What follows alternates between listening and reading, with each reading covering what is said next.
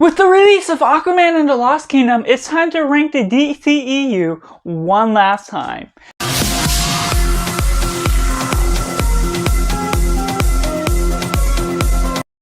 Welcome to Cinema, where we focus on the film. I'm Josh, this is Simply Cinema, and let me know down in the comments below how you would rank the DCEU from your least favorite to your favorite, and everything in between, which was just your personal favorite project. And you can include the Peacemaker series, which I am including on this ranking as well, since it's the last time before we go into James Gunn's in control with the new DC universe, however that plays out. But coming in last place, we have the Justice League. Now this one unfortunately was taken over by the wrong sort of creators, and it was sabotaged by Zack Snyder's project that unfortunately falters in so many ways. The CGI looks horrible, the different color choices, the red sky in the final battle doesn't look great at all, and just some of the lines and just the ideas of the studio stepping in, trying to force the movie down to only 2 hours or less, was just something that was problematic from the get-go, and unfortunately does not fulfill a vision that does succeed in any sort of way. And coming in number 16, we have Suicide Squad. Not the Suicide Squad, but Suicide Squad that has moments that do work in some certain ways that I did used to enjoy this movie for, but unfortunately as time went on, I'm just not as big of a fan of this. The decisions for the CGI doesn't look so hot, the villain isn't very memorable, and while some moments do stand out from some of the Suicide Squad characters, unfortunately Harley Quinn and Deadlock just are the ones that shine the most, and ultimately still don't have that prominent of characteristics that really highlight why we should care for these characters in the end of the day. And coming at number 15, we have Shazam, one I have never been a fan of personally. I give it a rewatch every time, once in a while, and it still falters. While it does have a great script and I understand where the writing works, unfortunately the comedy and drama mixture fails to meet my expectations of what really pleases me, of what I really enjoy from the film, and some of the self-awareness is taken too far for what I'm wanting from the story personally. And while it has great themes on family and ideas that goes ultimately in a great direction of how we can humble ourselves in different directions and how we can help each other, unfortunately it fails to meet my level of cleverness that works for me personally. And coming at number 14, we have Shazam! Fury of the Gods. Now this one of course follows some of the same tropes as the first one. The comedy and drama mixture doesn't personally work for me, as I'm not always a fan of the comedy in general, and so just the way they go about that fails in all of the same ways. It has less memorable villains as well, and personally this is kind of just a tie placement with Shazam, and really it may even be recency bias that I put it over, but I also have not rewatched either one since the release of Shazam! Fury of Gods, and so ultimately they're not ones that shine, even if I do try and give them another chance in the future. And coming at number 13, we have Aquaman and the Lost Kingdom. Unfortunately, a bad ending for the DCEU, just going in no direction, not being able to offer any promises of a future for what this franchise could hold. And as the sequel to Aquaman, it fails to come up with our original story. I don't know if the studio stepped in and threw things off a bit to where it's not the original story, because it feels repetitive to the first Aquaman, just how we're getting Black Manta again, and some of the new sceneries or the new settings don't feel as expansive than the first film that we got. It's not as fun or clever in the adventure it goes about going, and so just some of the underwater scenes as much as I enjoyed the first film for how well the setting expanded the DCEU, this one felt less original and didn't feel as mesmerizing as what we got in the first. And coming in number 12, we have Black Adam, one that unfortunately falters based on the main character alone. The main character, as well as the villain, are uncompelling and the least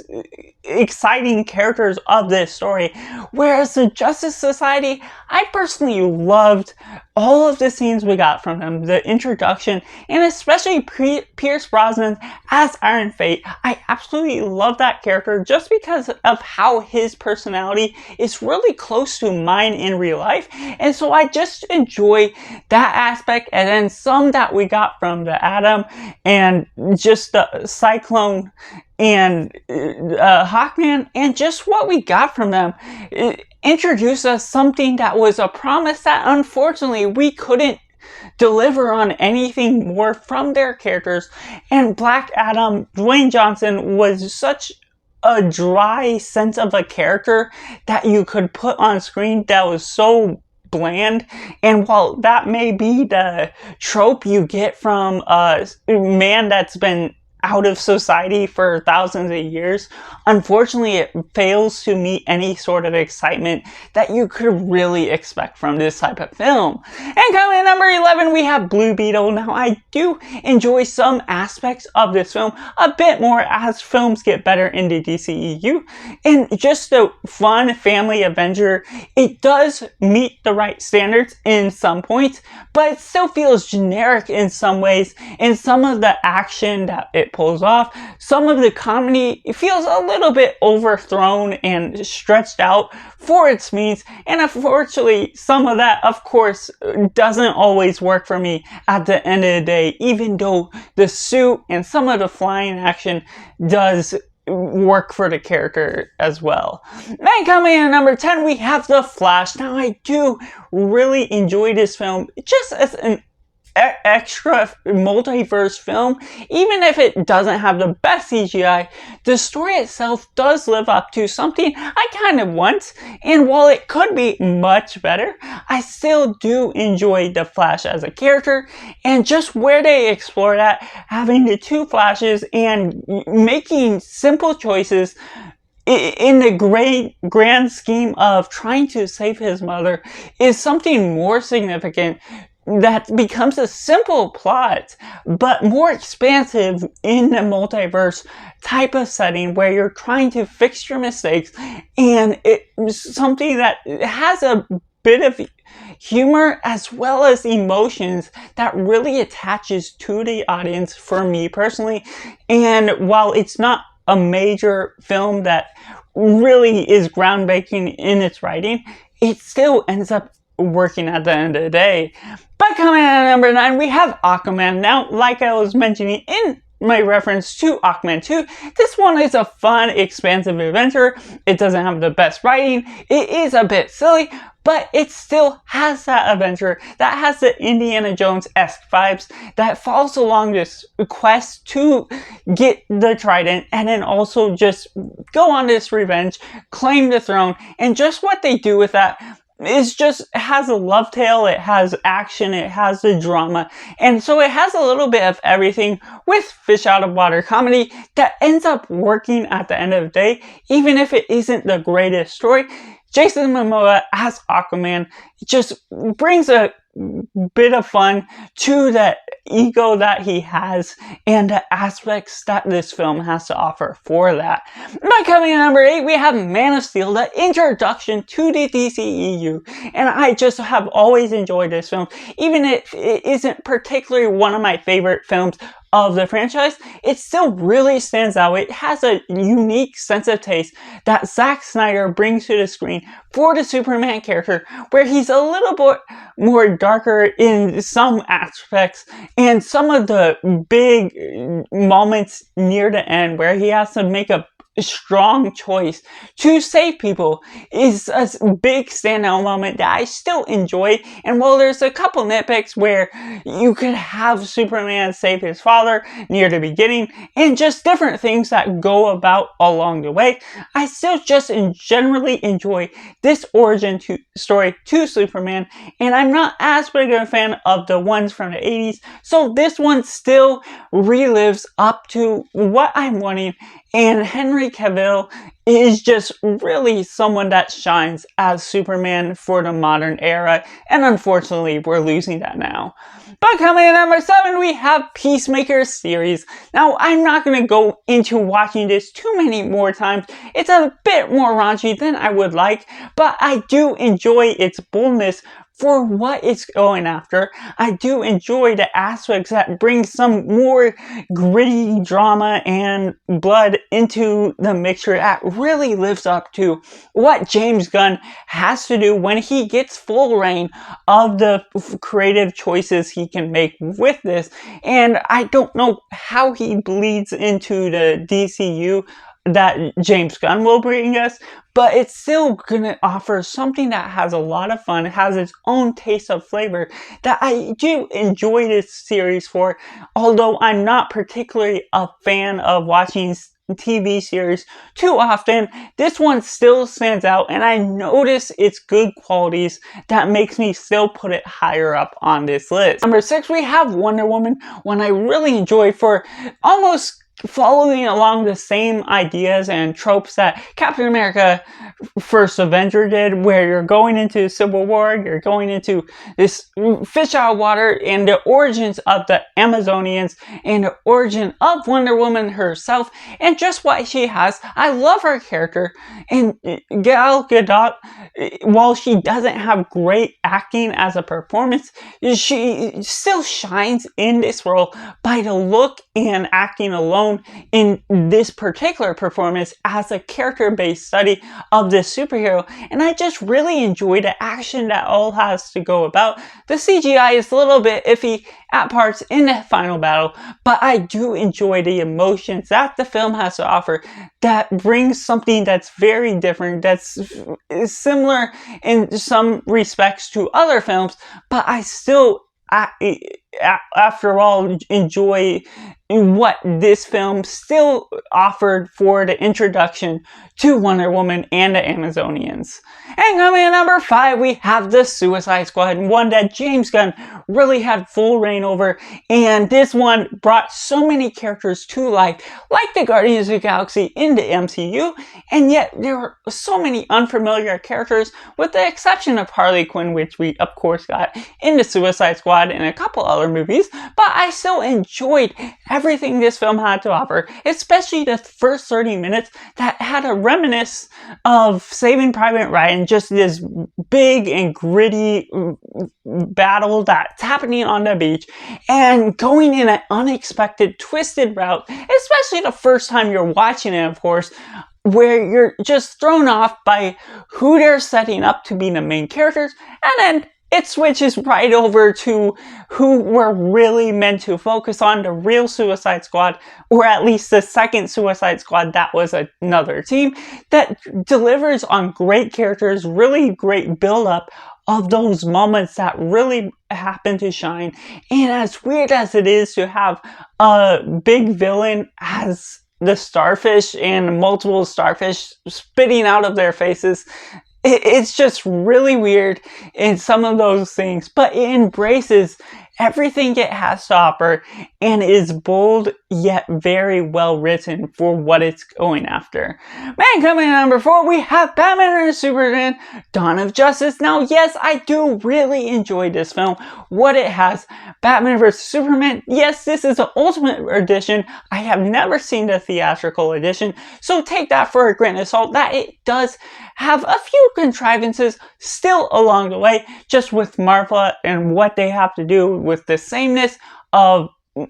Superman and Batman and their connection through that name. But still, even with the final battle and the action that builds up along the way, I do enjoy the development of these characters, of Ben Affleck as Batman in here for the first time, and yet still continuing to build Henry Cavill, following up with some moments from the Man of Steel and the devastation and loss that brings up questions of what it means to be a superhero, the damage you bring into the city, and the cost of everything that comes along the way, and the sacrifices some people have to bring. And so bringing that and then introducing Doomsday brings a great final battle that introduced Wonder Woman in some of the biggest standards for watching it for the first time, and still even reliving it. Rewatching this film is still living up to what I really enjoy about all of these characters. But before we go into my top 3, make sure to like this video, subscribe to help me reach my goal of 500 subscribers. If you are still watching this video, that you can help me grow this community along the way, and make sure to comment down below your favorites of this DCEU so we can all talk our respective opinions down in comments below. But coming in number 3, we have Zack Snyder's Justice League. Now, while this isn't a film I haven't watched since its release on HBO Max, unfortunately, it is a bit too long to be a rewatchable film, but it still has made its impact still greater later on, embracing Zack Snyder's full vision, fortunately getting to finally release his full cut. And while it didn't necessarily need to be 4 hours long, because some of the scenes are just repeated from the original except extended extensively, it still fixes all of the main problems that the original had to offer, building some great character moments with Cyborg and the Flash, at least for not offering solo films before this film release. And so it had a great idea that unfortunately didn't get fulfilled at the right time, and therefore really brought down a downfall to the DCEU, moving on from everything that was going on behind the scenes with all the problems. But fortunately with this, even with its 4-hour runtime, I just really love the impact and everything it had to offer, fixing so many problems the original had, making it still a great film after all. And coming in number 2, we have Birds of Prey and the fabulous emancipation of Harley Quinn. One that's way too long of a title, but I still enjoy for its boldness once again, just like the Suicide Squad, and yet it still is bold in its first rated R rating, and having Harley Quinn have a whole lot of fun. And while the other characters are a little bit set to the side, since Harley Quinn is the main title character, it still offers a bit of quirkiness to each of them, having their own characters, going about a Quentin Tarantino style of editing of sorts that goes sort of out of order, introducing characters in a unique sort of way that brings out Harley Quinn's personality that much more, even if some of the effects are meant to be bedazzling just for the sake of being extra on screen. It still offers something that, yes, it is wild at times, but it embraces what it's meant to be, and that, therefore, I just really enjoy what it ends up being after all. But that leaves at number 1, yes, Wonder Woman 1984. I do enjoy this film so much for what it has to offer. The first time watching it, I sort of had the same opinion as most people, where it wasn't so great, but upon rewatch, I do really enjoy and embrace the themes it has to offer, just enjoying life for what it is, and enjoying everything that life has to offer, and not always being so over the top in what we're expecting. And while some aspects to Steve Trevor, what it means for his character being there in place of another man's body is kind of off, it still offers something that delivers on the aspects of Wonder Woman's character arc, especially in this movie alone, that you can really sink into Wonder Woman as a character, her weaknesses, as strong as she is, and what they have to offer with the Cheetah character and Max Lord, and just everything that all plays out through this with the wishes and aspects to this film. While the final battle has a big contrivance where the lasso of truth gets locked around him, even though it doesn't show that on screen,